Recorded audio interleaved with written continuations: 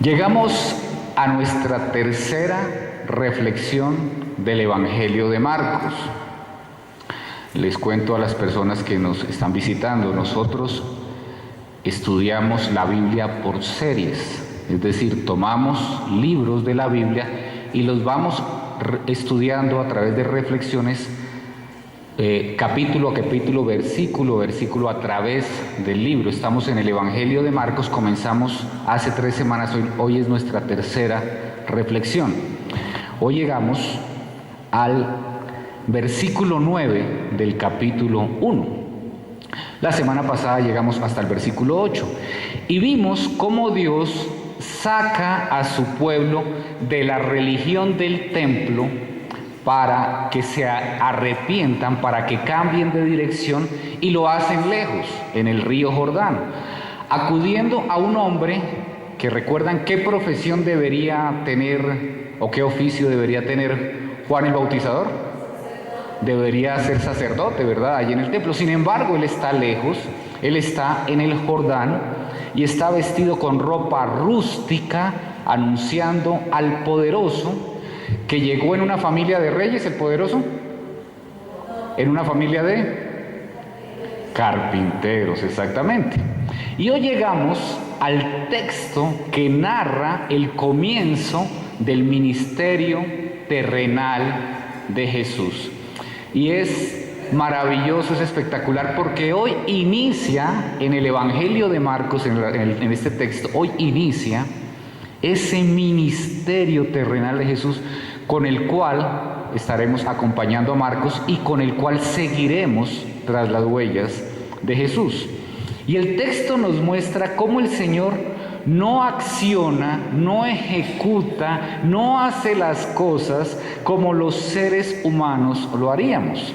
El texto en el que vamos a reflexionar hoy nos recuerda las palabras del Señor al pueblo de Israel a través de Isaías, un texto que algunos de ustedes ya deben conocer. En Isaías dice: mis pensamientos no son los pensamientos de ustedes, ni mis caminos son sus caminos. Así como los cielos son más altos que la tierra, también mis caminos y mis pensamientos son más altos que los caminos y pensamientos de ustedes. A veces quisiéramos que las cosas fueran de cierta manera. A veces nuestra lógica humana diría que las cosas se deben hacer así. Pero los pensamientos de Dios son más altos que nuestros pensamientos. Los caminos de Dios son muy diferentes a nuestros caminos. Y muchas veces incluso van en contravía de lo que nosotros consideramos que deberían ser las cosas. Y en donde más lo notamos es en nuestra relación con Dios. En donde más lo vamos a notar en los próximos meses, acompañando a Marcos en este evangelio, es como Jesús va caminando en contravía de lo que nosotros hubiéramos hecho si nos hubiera correspondido ser el Mesías en ese momento. Hubiéramos buscado todo de una manera muy diferente. Pero si hay algo que nos invita a revisar nuestros caminos y nos invita a revisar nuestros pensamientos, es la vida de Jesús. Y hoy nos vamos a dar cuenta de algo maravilloso. El comienzo del ministerio de Jesús nos hace meditar de algo especial. ¿Dónde hubiéramos nosotros considerado que debería comenzar el ministerio del Salvador? Yo hubiera dicho, en el templo de Jerusalén, en el centro sacerdotal, donde está el sumo sacerdote. Yo hubiera dicho que el sumo sacerdote tiene que ungirlo y presentarlo ante la sociedad de Israel, ante el pueblo de Israel, y decir: miren, ha llegado el Mesías y yo lo he ungido como sumo sacerdote. Yo hubiera dicho: reúnanse escribas, fariseos, esenios, saduceos, sacerdotes, levitas, y vamos a hacer una reunión espectacular y le vamos a otorgar a Jesús un certificado de rabí para que comience su vida ministerial en la tierra.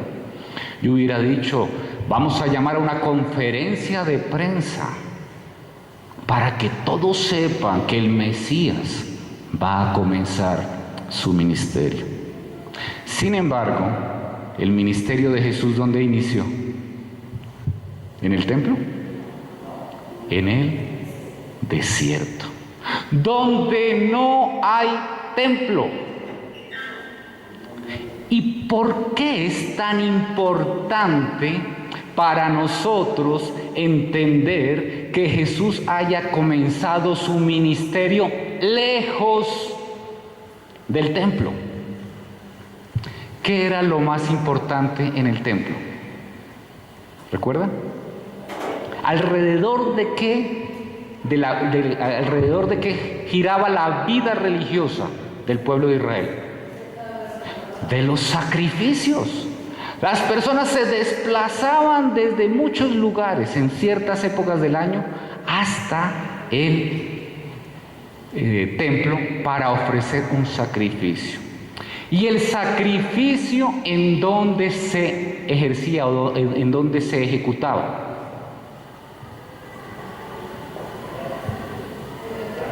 En el altar. En el altar. La palabra altar en hebreo significa lugar de matanza. ¿Qué significa? O sea, en un altar, ¿qué es lo que debe haber? Un sacrificio, una matanza. En griego significa lugar de sacrificio. Es decir, en un altar, ¿qué debe haber? Un sacrificio, un muerto, una matanza. Más adelante, el latín toma la palabra y no se centra en la acción que se ejecutaba en el altar, sino el lugar del altar, que era un lugar alto.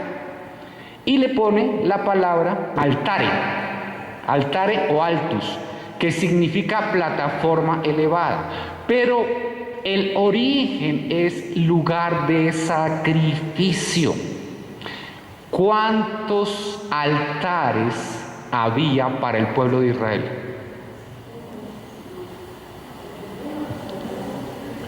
Voy un poquito más atrás. ¿Cuántos templos había para los israelitas? Uno.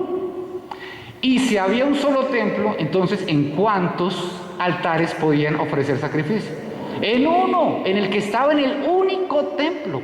Habían muchas sinagogas donde se enseñaba la palabra, pero había solo un templo donde había solo un altar. ¿Y por qué había solo un templo donde había un solo altar? Porque en el templo estaba el lugar santísimo, donde estaba la presencia de Dios.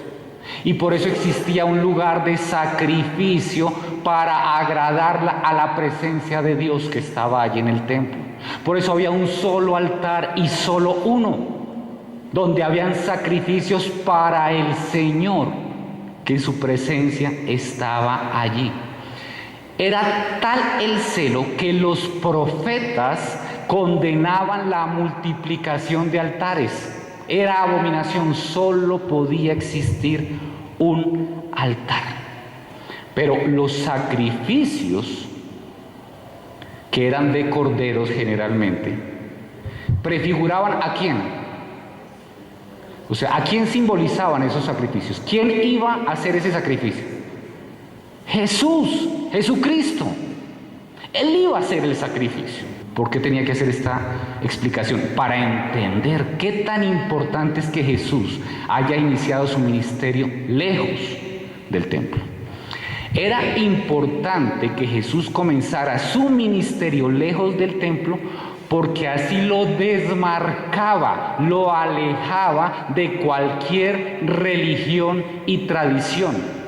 Acercaba a Dios a todas las personas por encima de cualquier consideración.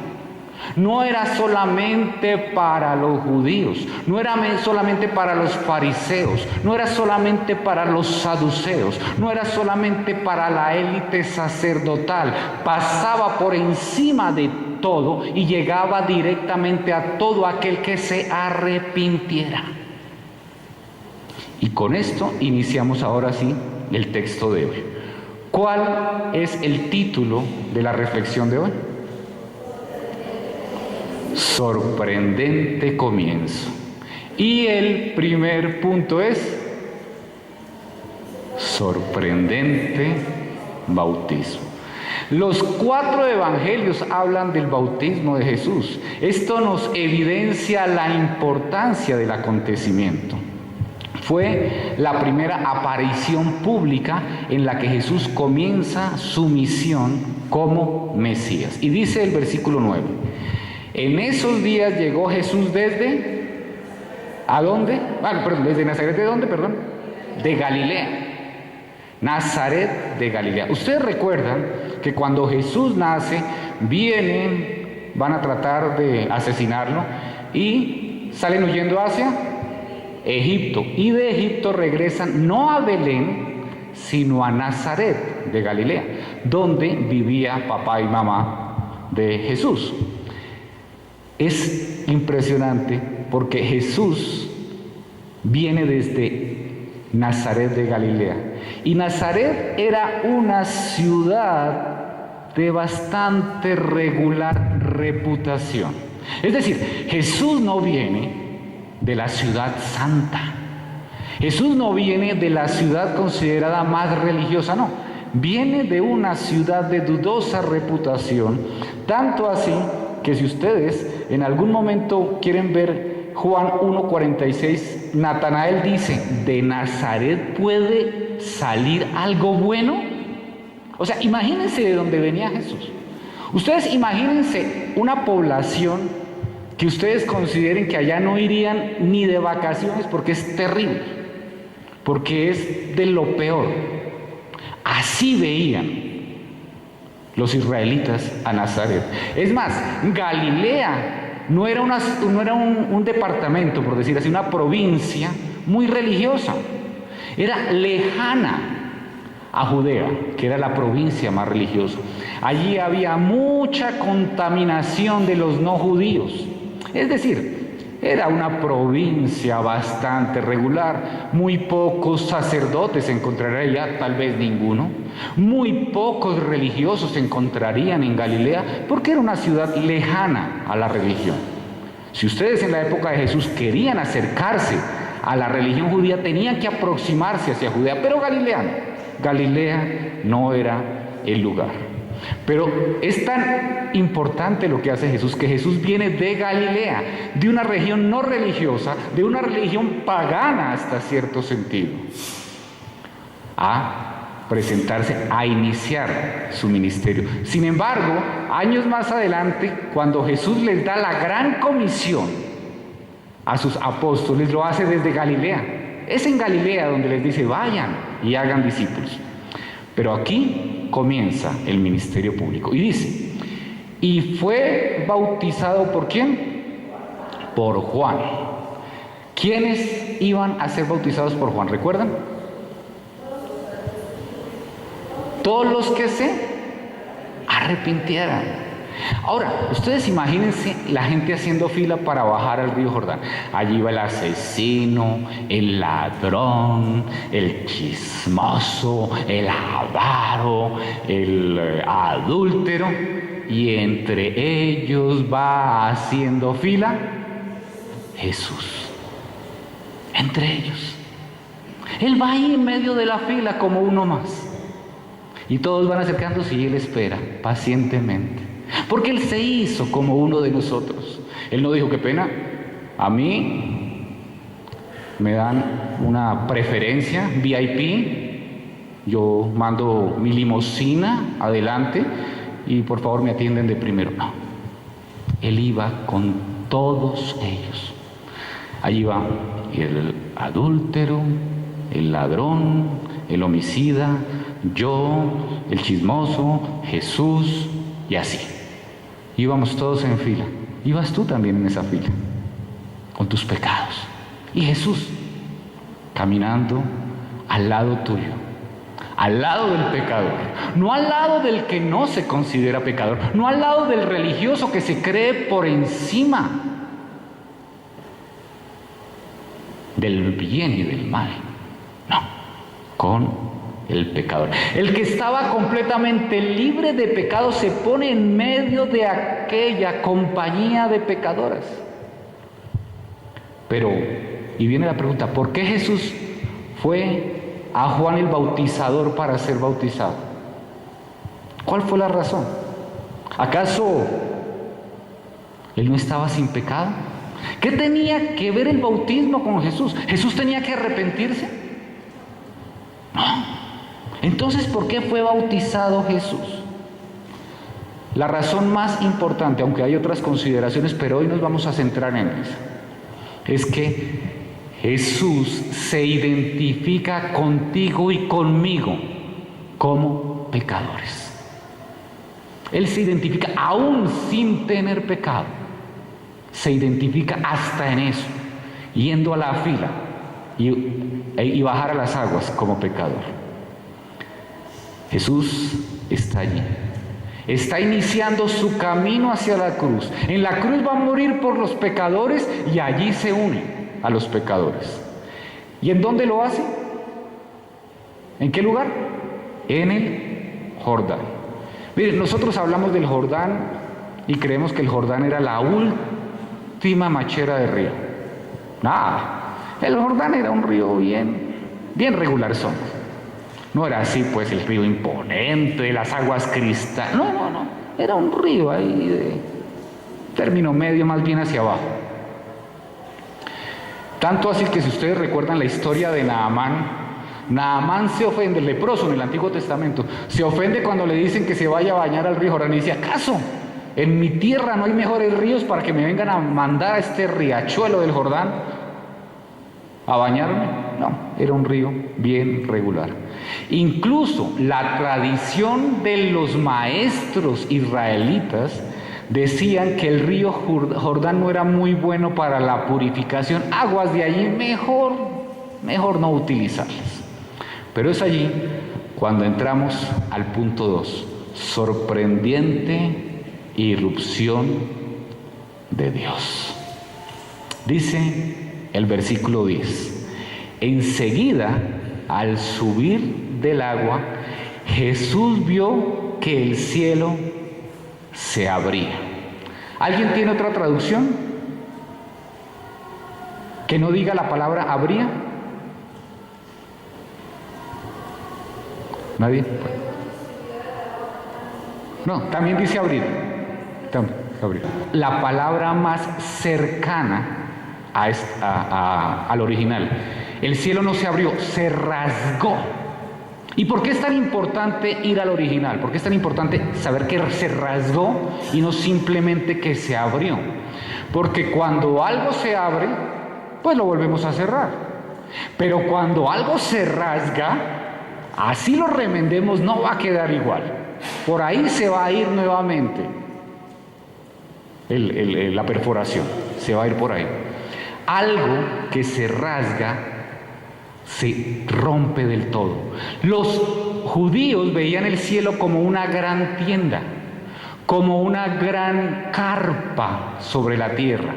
Y dice que al subir del agua, Jesús vio que el cielo se rasgó, se abrió. Cuando Jesús inicia su ministerio, se rasga el cielo. Y al final, ¿recuerdan qué sucede cuando Jesús dice consumado es? Se rasga el velo de arriba hacia abajo. ¿Por qué? El velo que separa el altar del sacrificio del lugar santísimo, ese altar donde se sacrificaban los animales, se separaba del lugar santísimo mediante un velo y se rasga de arriba abajo, recordándonos que ya deja de existir, que ya no se necesitan nuevos sacrificios, que ya no se necesitan nuevos altares, porque tenemos acceso directo a la presencia de Dios. Lo que está sucediendo en el momento del bautismo es que se está rasgando el cielo para mostrarle al pueblo de Israel que Dios entra en la historia de la humanidad y se está haciendo presente como hombre y está allí. Que ya no necesitamos acceder al Padre mediante elementos humanos, mediante elementos hechos por manos de hombres. Y esto es muy importante, porque ya no es a través de un altar que yo me acerco a Dios. Ya se rasgó el velo, ya se rasgó el cielo. Los antiguos lugares de adoración cristiana era en casas. Comían en una mesa, eso se llamaba el ágape, y en medio de esa comida, ¿recuerdan cómo lo hicimos el 28 de octubre, cuando celebramos el Día de la Biblia en el restaurante? Así lo hacían, en medio de las mesas. Era una comida comunitaria, y no había ningún tipo de altar. Era la mesa en la que se reunían los hermanos para comer, para disfrutar. En medio de esa mesa rústica de casa, tal vez la mesa de la cocina unida a la mesa del comedor, si lo hubiera, porque generalmente eran casas muy pequeñas, era el sitio donde se reunía la iglesia. Sin embargo, los seres humanos, que nos encanta buscar nuestros propios caminos, más adelante, sobre todo bajo el auspicio de Constantino, comenzaron nuevamente a retomar el concepto de altar. ¿Por qué? Porque comenzaron a ver la reunión cristiana como una misa de sacrificio. Y cuando hay un sacrificio, ¿qué se necesita? Sí, pero una víctima. Pero ¿y dónde la vamos a poner? ¿En un altar? Cuando hay sacrificio, se necesita altar. Si no hay sacrificio, no se necesita altar. Los primeros cristianos sabían que el sacrificio ya había sido hecho una vez y para siempre, y cuando Jesús dijo consumado es, se rasgó el velo del templo y no se necesitaba más altar, no se necesitaba más lugar de sacrificio. Sin embargo, a partir del año 300 algo, comenzaron nuevamente a creer que allí había un sacrificio en cada reunión cristiana. Y somos tan tercos los seres humanos que para que hubiera un muerto ahí, ¿sabe qué empezaron a hacer? Comenzaron a tomar los restos de los mártires cristianos, de personas que llevaban el evangelio y eran martirizadas. La palabra mártir quiere decir testigo. Eran asesinadas por su fe y ponían sus restos debajo de la mesa para que hubiera un muerto allí. O sea, muerto tenía que haber para que eso se pudiera llamar altar. Y empezaron a decir que en cada reunión había un sacrificio y por eso era necesario un altar.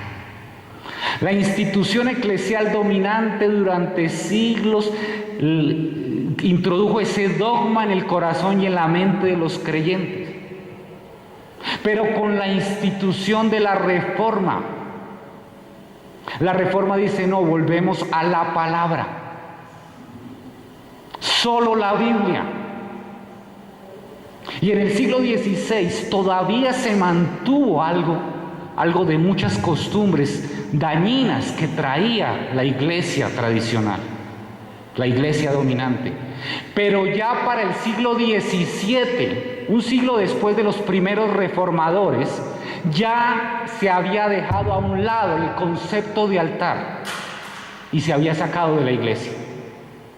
Hace 400 años la Reforma, los reformadores, no hace 500, porque hace 500 inició la Reforma, pero hace 400 años los reformadores, los herederos de los reformadores del siglo XVI, ya habían sacado el altar del centro de la reunión cristiana, y habían puesto la palabra de Dios en el centro, como lo tenemos aquí. Porque ya no necesitamos altares, porque nosotros sabemos que es un solo sacrificio, el de Jesucristo en la cruz del Calvario, el único necesario para acceder al Señor. Ya se rasgó el velo del templo, ya se rasgó el cielo, y el Señor se introdujo en la historia de la humanidad, y el Señor se introdujo en tu historia para llegar a ti No necesitas nada para llegar a Él. Déjalo llegar, porque Él está extendiendo su mano misericordiosa para llegar a ti. Dice el versículo 10 a continuación. Entonces vio que el cielo se rasgaba y que el Espíritu bajaba sobre él como una paloma.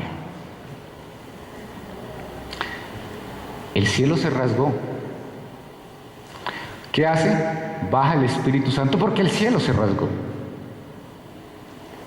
Jesús es ungido por el Espíritu Santo y eso es lo que nos está mostrando.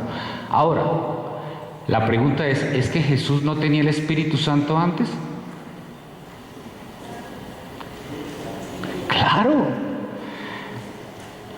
¿Alguien tiene por ahí a la mano Lucas 1:15? Lucas 1:15. Porque será grande delante de Dios, no beberá ni sidra, será lleno del Espíritu Santo, aún desde el vientre de su madre. Aquí no está hablando de Jesús, está hablando de quién, ¿alguien recuerda? ¿De Juan el Bautista o Juan el Bautizador? Si Juan el Bautista ya tenía el Espíritu Santo desde antes de nacer, pues con mayor razón Jesús. Obvio. Entonces, ¿qué es lo que nos está mostrando la acción de venir el Espíritu Santo sobre Jesús? No es que no tuviera el Espíritu Santo, es que está siendo ungido como sacerdote, profeta y rey para ejercer su ministerio. Dios le está diciendo, yo te unjo, inicia el ministerio. Inicia el ministerio. Eso sucedía siempre en el Antiguo Testamento, se ungía a los reyes, se ungía a las personas para oficios especiales. Versículo 11 dice, también se oyó una voz del cielo que decía, tú eres mi Hijo amado, estoy muy complacido contigo. La Reina Valera, ¿cómo dice? En ti tengo complacencia. Ese es el que nos sabemos de memoria, ¿verdad? En ti tengo complacencia. Jesús se presenta juntamente con los pecadores, hace fila con los pecadores. Sin embargo, Él no era un pecador. Y esto lo viene a confirmar el Padre al decir, este es mi Hijo amado, tú eres mi Hijo amado, estoy muy complacido contigo. Ese Hijo amado que había existido desde la eternidad está obrando, se está haciendo como un pecador más para iniciar su ministerio terrenal durante 3 años y medio a partir de ese momento. Y es interesante que este Jesús perfecto se hace bautizar. ¿Saben quiénes más hacían fila para hacerse bautizar? Los escribas y los fariseos. ¿Y alguien recuerda por memoria qué les decía Juan el Bautista a los escribas y fariseos cuando se iban a bautizar? Eso, muy bien. Generación de víboras. Pero si eran los religiosos, si eran los que cumplían todo en el templo, si eran los que iban a la oración, los que iban a los ayunos, los que diezmaban hasta el eneldo y el comino. ¿Y qué les dice? Y no los bautiza. Juan no bautiza a los religiosos. Sin embargo, a Jesús le dice, yo no soy digno de bautizarse, tú deberías ser el que me bautizaras a mí. Y le dice Jesús, es necesario que toda justicia se cumpla. Y lo bautiza. Pero a los fariseos, a esos que nosotros aplaudiríamos, ¡ay! Esta persona lleva 780 años sin faltar un solo domingo a la iglesia. A esos les dice, generación de víboras, sepulcros blanqueados. Ustedes son solo apariencia. Aquí solo bautizo a las personas que se hayan arrepentido, que hayan cambiado su vida de dirección. Y no los bautizo. Pero Jesús, con este bautizo, es confirmado como el Mesías, como el Hijo de Dios. Este es mi Hijo amado, al cual estoy ungiendo porque estoy muy complacido con él. Y llegamos así al punto 3. Sorprendente iniciación. Dice el versículo 12, enseguida el Espíritu lo impulsó a ir. ¿A dónde? Ahora, es el Hijo de Dios. Dios está muy complacido con él. El Espíritu Santo ha bajado a él. ¿Por qué no lo manda a un hotel 5 estrellas a Dubái? Para que pase unas vacaciones deliciosas. Hijo, estoy tan complacido contigo. Ten la tarjeta Platinum, abierta. Lo que quieras, gástalo. Come lo que quieras, ve al mejor spa, al mejor lugar, avión privado. ¿A dónde lo impulsa el Espíritu Santo? Al desierto. El mismo Espíritu que descendió sobre él en el bautismo, ahora le dice, bueno, para el desierto. Porque después de la aprobación celestial, sigue el ataque infernal. A los que nos ha pasado algo parecido, medio lo podemos entender. Que después de la aprobación celestial muchas veces viene el ataque infernal. No tan grande como el que sufrió Jesús, porque ese era mayúsculo. Jesús es el Rey. Jesús es el poderoso, que lo vimos hace 8 días. Pero Jesús también es el siervo sufriente, por lo cual se mueve en este momento de la luz a las tinieblas, como siervo sufriente. Y dice, le impulsó. Es una palabra que indica vehemencia, es como lo empujó. Vete para el desierto. Tienes que comenzar en el desierto. No estoy diciendo que Jesús dijera no, pero es como un acto de impulso que le da el Espíritu Santo. Versículo 13. Y allí fue tentado por Satanás durante ¿cuánto? 40 días. Estaba entre las fieras y los ángeles le servían. 40 días. ¿Cuál era la voluntad del Padre en este momento al llevarlo al desierto? Prepararlo. Pero si Jesús es Dios, como hombre, sí, tiene que ver con preparación. Pero hay algo maravilloso. Porque recuerden que Dios hace todo esto para, no sé, darle fama a Jesús. ¿Para qué? Para nuestra salvación. El centro de todo el ministerio cristiano es nuestra salvación. Hebreos 4:15 dice así: porque no tenemos un sumo sacerdote que no pueda compadecerse de nuestras debilidades, sino uno que fue tentado en todo, según nuestra semejanza, pero sin pecado. Hermanos, esto es una gran noticia. Cuando nos acercamos al Señor, cuando hablamos con el Señor, tenemos un sumo sacerdote que se compadece, que entiende, que vivió las tentaciones de acuerdo a nuestras debilidades y puede entenderte. Tú no te acercas a un Dios que jamás te va a entender. Tú te acercas a un Dios cuando estás derrotado, cuando, aunque trataste en tus fuerzas de no caer y te resbalaste, tienes un sumo sacerdote que dice: yo también fui tentado, te voy a levantar y voy a hacer lo necesario para que no vuelvas a caer, porque te entiendo. No es un Dios lejano. No es un Dios de la estratosfera, es un Dios que vivió lo mismo que tú y que yo vivimos día a día.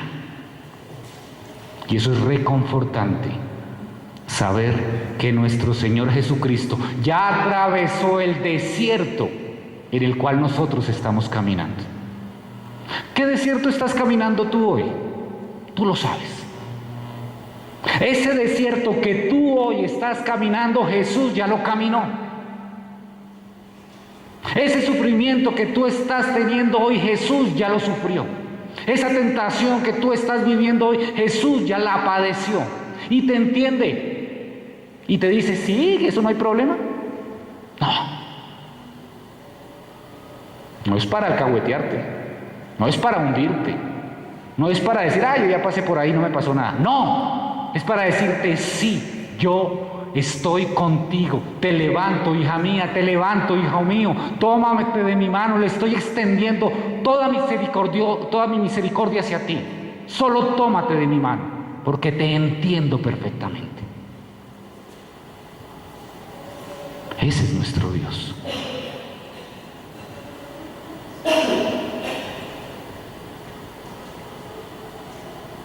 Que pasó por los mismos desiertos de nosotros.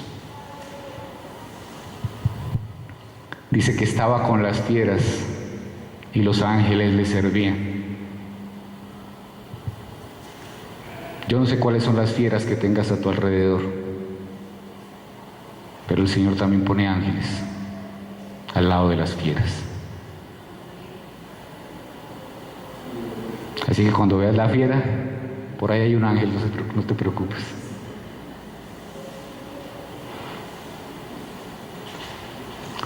¿Qué puede hacer una fiera contra un ángel? Dios siempre va a proveer la manera de rodearte, aún en medio de la soledad del desierto, como lo hizo con Jesús. ¿Y a qué conclusiones podemos llegar? Primero, Jesús no se acerca a través de elementos religiosos. Jesús usa lo simple, lo menospreciado para llegar a nosotros. Los desiertos, los ríos Jordán, los hombres vestidos rústicamente para llegar a nosotros. Jesús es santo, pero no te espera en lugares santos. ¿No les parece maravilloso? Jesús es santo, ¿sí? Pero no nos está esperando en lugares santos. No.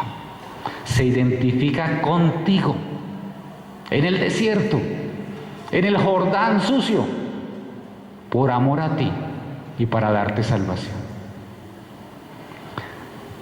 Toda dificultad, toda tentación, mientras estemos siguiendo a Jesús, mientras estemos dependiendo de Él, mientras tengamos un corazón moldeable por su palabra, mientras estemos dispuestos a obedecer, van a servir para nuestro crecimiento en santidad. Y les he dejado las preguntas. ¿Confías totalmente que no? Esas preguntas están en el boletín que ustedes tienen. ¿Confías totalmente que no necesitas nada entre Dios y tú, porque Él, para llegar a ti, rasgó todo lo que te separaba de Él? ¿Crees que el Señor, aunque no pecó, se identificó contigo de tal manera que murió para perdón de tus pecados? ¿Qué haces cuando viene la tentación a tu vida? ¿Recuerdas que tienes un sumo sacerdote, Jesús, a quien puedes acudir confiadamente, pues Él puede entenderte, porque Él también fue tentado? Que el Señor nos ayude, porque Él nos entiende. Vamos a orar, hermanos.